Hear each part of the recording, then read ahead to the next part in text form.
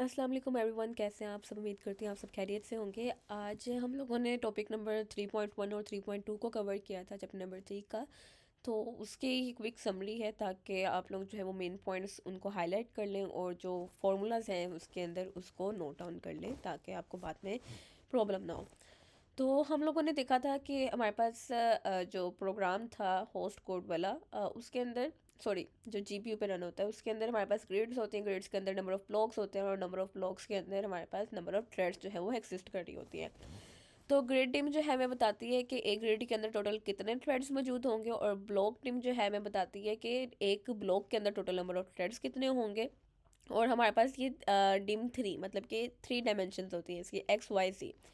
और हमारे पास दोनों की थ्रेड्स की और ब्लॉक की एक्स वाई सी डायरेक्शंस होती हैं। और अगर हम चाहते हैं कि हमारे पास 1 डायमेंशनल हो तो हम जो वाई और जी की वैल्यू है उसको 1 कर देंगे, और अगर हम 2 डायमेंशनल चाहते हैं तो हम जो जी की वैल्यू है उसको 1 कर देंगे। इसके अलावा अगर हमें टोटल नंबर ऑफ थ्रेड्स देखने हो हॉरिजॉन्टल डायरेक्शन में, मतलब कि ग्रिड है, और हम पूरी ग्रिड के अंदर जो एक्स डायरेक्शन है उसके अंदर देखना चाहते हैं पूरी एक रो के अंदर कितने थ्रेड्स हैं, तो हम उसको फाइंड आउट कर सकते हैं block dim dot x multiply grid dim dot x. Block dim dot x क्या है कि एक ब्लॉक के अंदर एक्स डायरेक्शन में कितने थ्रेड्स हैं, और ग्रिड डिम डॉट एक्स है कि हमारे पास एक ग्रिड के अंदर एक्स डायरेक्शन में कितने ब्लॉक्स मौजूद हैं। इस तरह अगर हमने वर्टिकल डायरेक्शन का निकालना है तो हम वाई डायरेक्शन का कह देंगे कि एक कॉलम में कितने थ्रेड्स हैं, और हमारे पास सेम एक कॉलम में कितने ब्लॉक्स हैं। फिर उसके बाद हमारे पास total number of threads in a grid, अगर हमने एक ग्रिड में देखना है कि कितने टोटल थ्रेड्स हैं तो हम नंबर ऑफ ब्लॉक को मल्टीप्लाई कर देंगे नंबर ऑफ थ्रेड्स पर ब्लॉक। यानी कि एक ग्रिड के अंदर जितने भी ब्लॉक्स होंगे उसको मल्टीप्लाई कर देंगे हम नंबर ऑफ थ्रेड्स पर ब्लॉक से।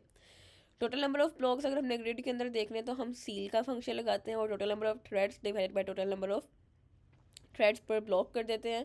यानी कि ग्रिड के अंदर टोटल नंबर ऑफ थ्रेड्स कितने हैं उसको हम डिवाइड कर देंगे, और यही फॉर्मूला जो है हम उसको अपोजिट वे में भी यूज़ कर सकते हैं नंबर ऑफ ब्लॉक्स निकालने के लिए या नंबर ऑफ थ्रेड्स पर ब्लॉक निकालने के लिए, और इस तरह की मल्टीपल चीज़ें फाइंड आउट करने के लिए। फिर उसके बाद हमने एक्सिक्यूशन कॉन्फ़िगरेशन पैरामीटर को देखा था जिसके अंदर हमारे पास vector addition kernel grid team sorry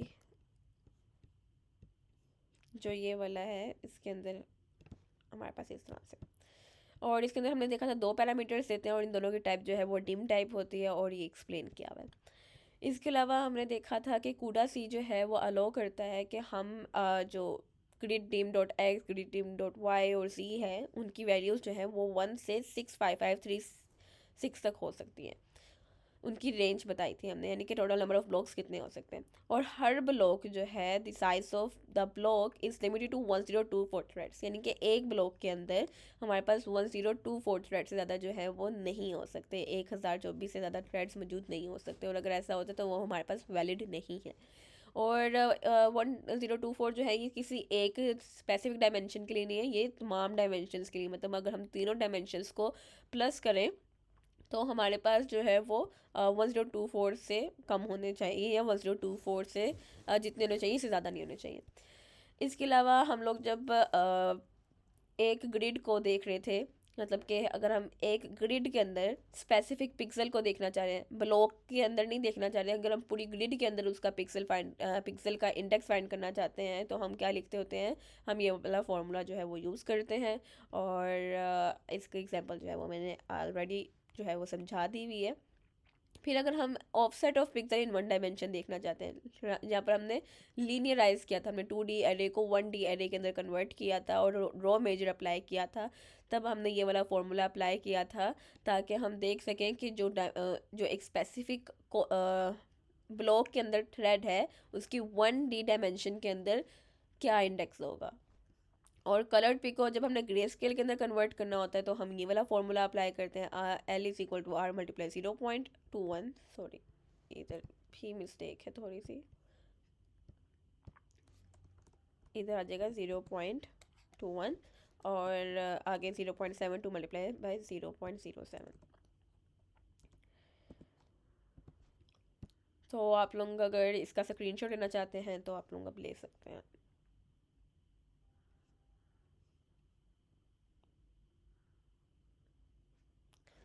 मिलते हैं नेक्स्ट वीडियो में, तब तक के लिए अल्लाह हाफिज़।